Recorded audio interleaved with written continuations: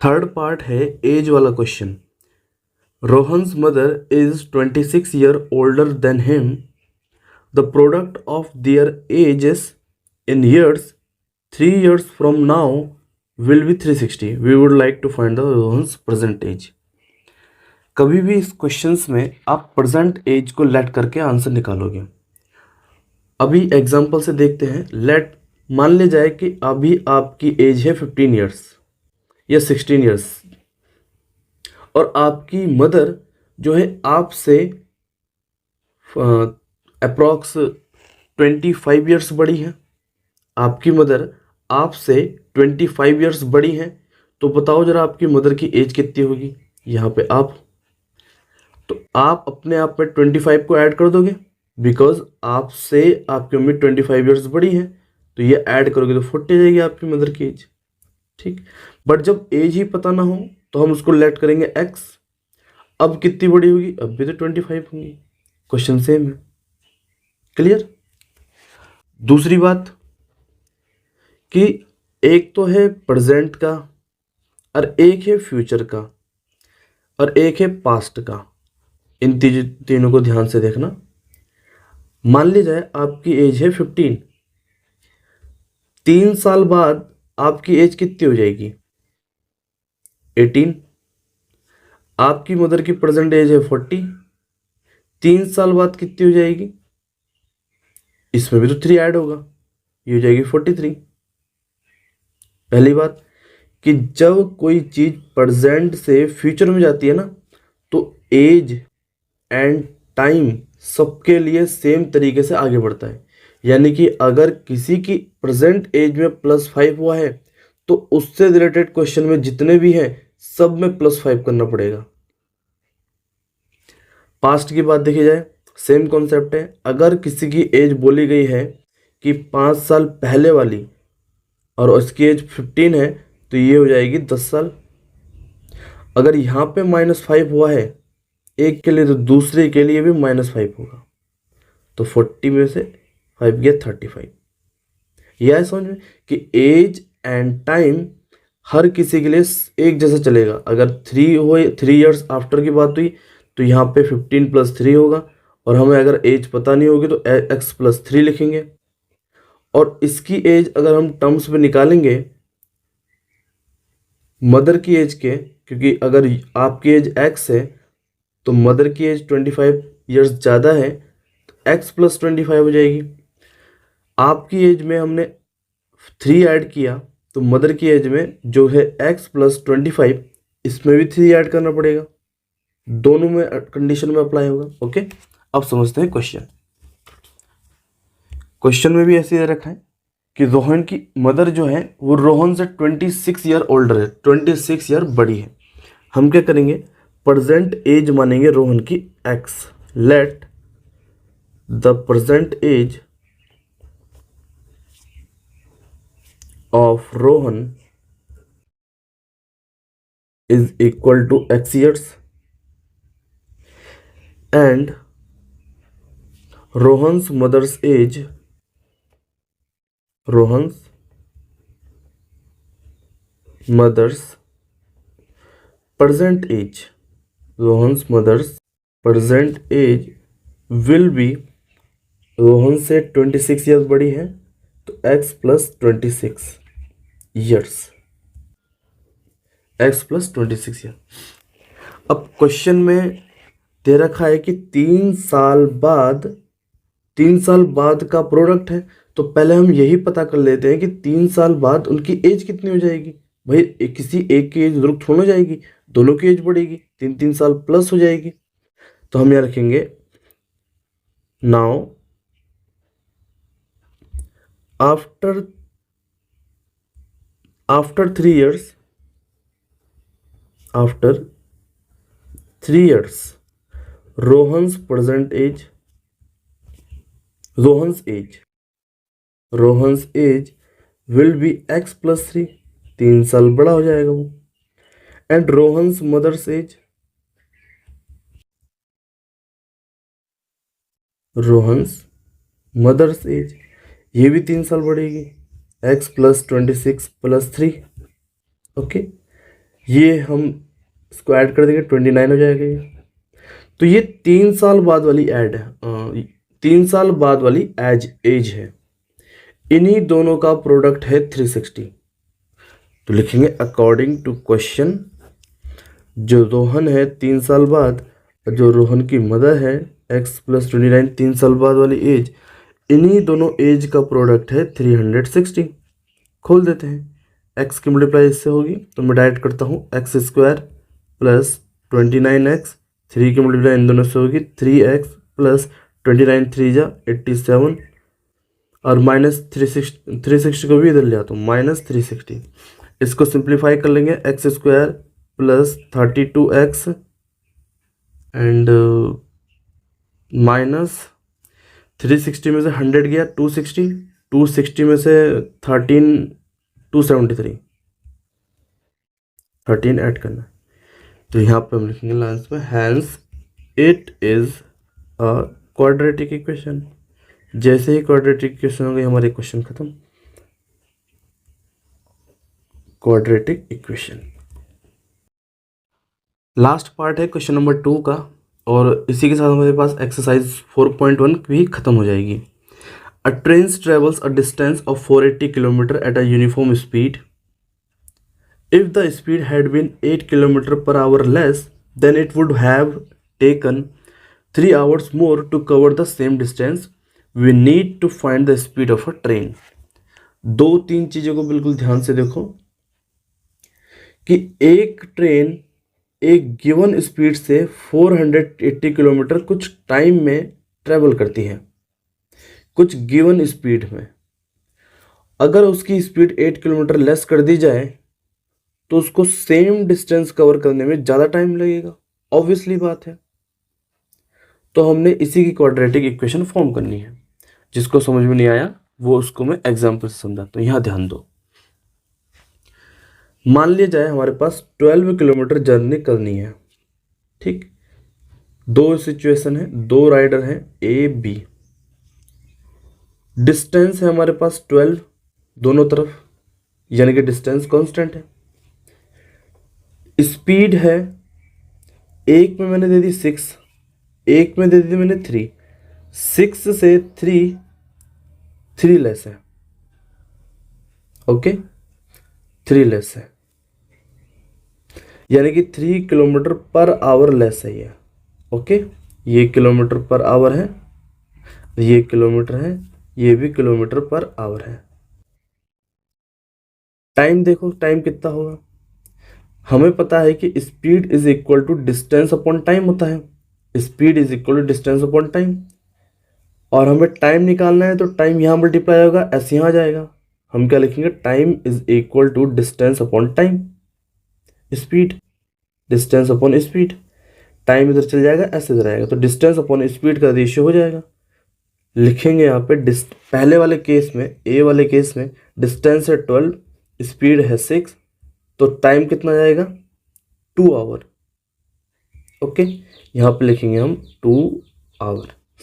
Second वाला case देखो, distance लिखेंगे ऊपर, टाइम स्पीड लिखेंगे नीचे।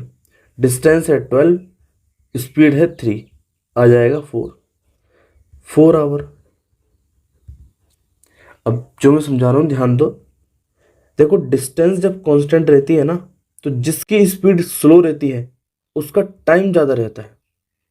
जब डिस्टेंस कांस्टेंट रहती है तो जिसकी स्पीड लेस रहती है उसका टाइम ज़्यादा रहता है, जिसकी स्पीड ज़्यादा रहती है उसका टाइम कम रहता है। आइए समझ में। जब आप टाइम पे आओगे तो इन दोनों को ध्यान से देख लो। जब मैं एक इक्वेशन फॉर्म करूँगा तो वहाँ पे ये लॉजिकली बैठेगा कि ये पहले आएगा, ये पहले आएगा। मैं दोबारा दिखाऊंगा इसको। आगे बढ़ते हैं क्वेश्चन में। सबसे पहले हम लेट कर लेते हैं, let the speed of a train, let the speed of the train be x kilometre या is equal to x km/h। Speed है तो हम x km/h लिखेंगे। अब कंपैरिजन के तौर पे मैं यहाँ पे लिखूंगा नॉर्मल स्पीड, ऐसे में आपको अच्छे तरीके से समझ में आएगा। यहाँ लिखूंगा when speed is 8 kilometre less 8 km/h less. Speed जब बन जाती है 8 km/h लेस, ये तब की बात है। ओके, अब देखते हैं नॉर्मल स्पीड में बात होगी यहाँ पे। पहले तो बताओ डिस्टेंस क्या है, 480 किलोमीटर। दोनों के लिए डिस्टेंस सेम है, 480 किलोमीटर। यहाँ पे स्पीड क्या है, हमने x km/h मानी है। स्पीड हमने x km/h मानी है। यहाँ पे स्पीड क्या है, यहाँ पे उसने बोल रखा है कि 8 किलोमीटर लेस, 8 किलोमीटर लेस, यानी कि 8 माइनस हो जाएगा x से। ये होगी स्पीड सेकंड वाले केस में, जब स्पीड कम हो जाएगी।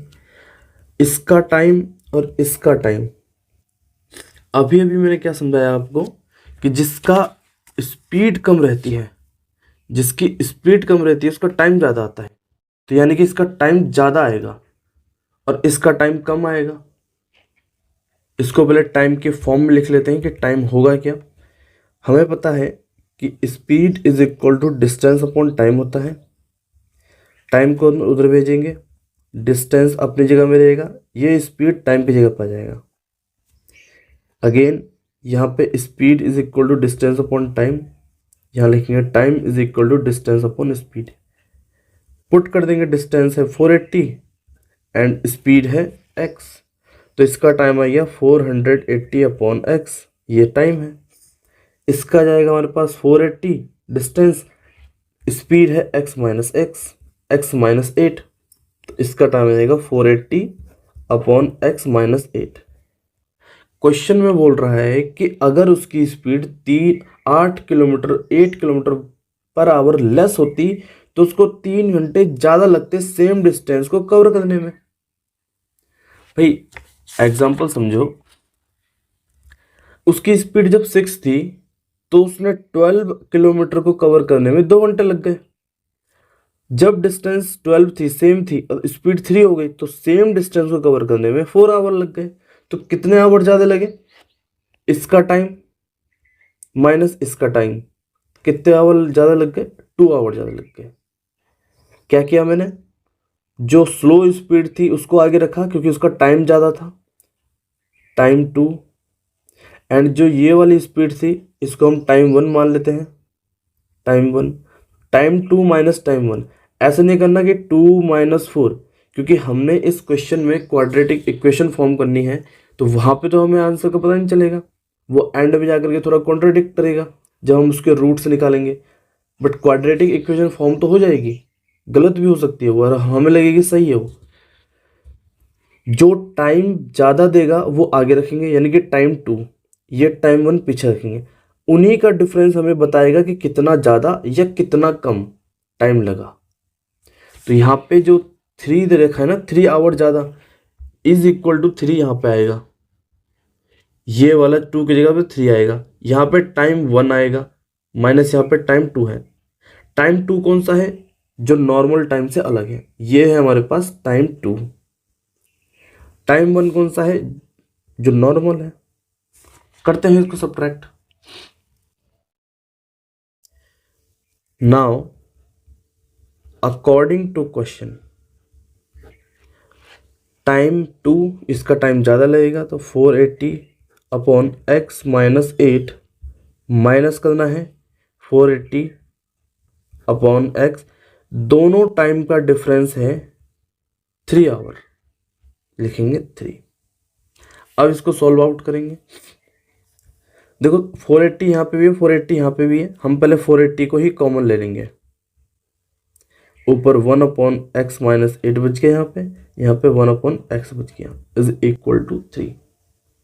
नेक्स्ट स्टेप में हम एलसीएम लेंगे, 480 एलसीएम आएगा x माइनस 8 और x माइनस 8 डिनोमिनेटर में है, न्यूट्रल हो जाएगा, x की मल्टीप्लाई 1 से होगी x, साइन माइनस x को न्यूट्रल करेगा, x माइनस 8 की मल्टीप्लाई 1 से होगी तो x माइनस 8, ब्रैकेट लगाना मत भूलना, इज इक्वल टू 3।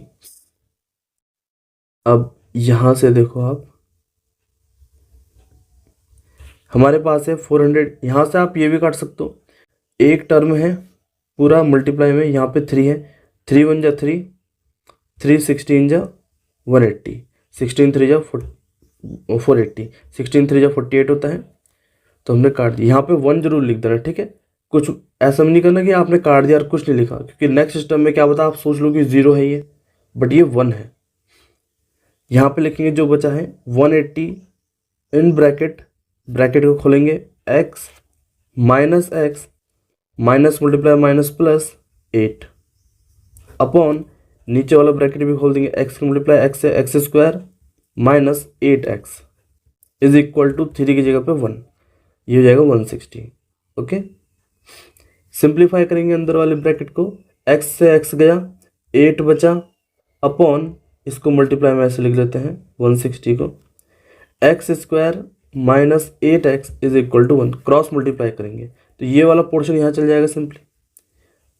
160 को 8 से मल्टीप्लाई करो, कितना आएगा, 16 8 जा 128, और 1 0 था तो लगा दिया यहाँ पे, x स्क्वायर माइनस 8x इस तरफ आइया। अब 1280 को भी इधर ले जाओ और फिर इसको फ्लिप कर दो। यहाँ पे लिखता हूँ मैं x स्क्वायर माइनस 8x, 1280 को भी इधर ले जाओ, माइनस का 1280, और नेक्स्ट स्टेप में जो हमने फ्लिप करना था इसको अभी फ्लिप कर देते हैं, इज इक्वल टू 0 करके। बस ये है आपकी quadratic equation. It is a quadratic equation, it is a quadratic equation, hence it is a quadratic equation. अगर आप लोग इसको यहाँ लिखकर या इसको यहाँ लिख के, जैसे कि 480 माइनस 480 अपॉन एक्स माइनस ये वाला यहाँ लिखते, तो जो क्वेश्चन में चेंज आता ना वो ये चेंज आता है कि ये प्लस का हो जाता, और जब ये प्लस का होता है तो हमारे रूट्स चेंज हो जाते हैं, मतलब वो इस क्वेश्चन के सॉल्यूशन नहीं निकलते, वहाँ पे कॉन्ट्राडिक्ट होता। इसीलिए जो टाइम ज़्यादा लेगा उस पहले उसको लिखेंगे, फिर जो टाइम कम लेगा उसको लिखेंगे। एक इम्पॉर्टेंट बात कि मैं आपको इस चैनल पे, जो भारतीय शिक्षक यूट्यूब चैनल है मेरा, मैं आपको इसमें पूरा का पूरा 10th का मैथमेटिक्स कोर्स करवाऊंगा, तो आप चैनल को सब्सक्राइब कर लीजिए, और वीडियो अच्छी लगती हो तो चैनल इस वीडियो को भी लाइक कर दीजिए। Thank you so much.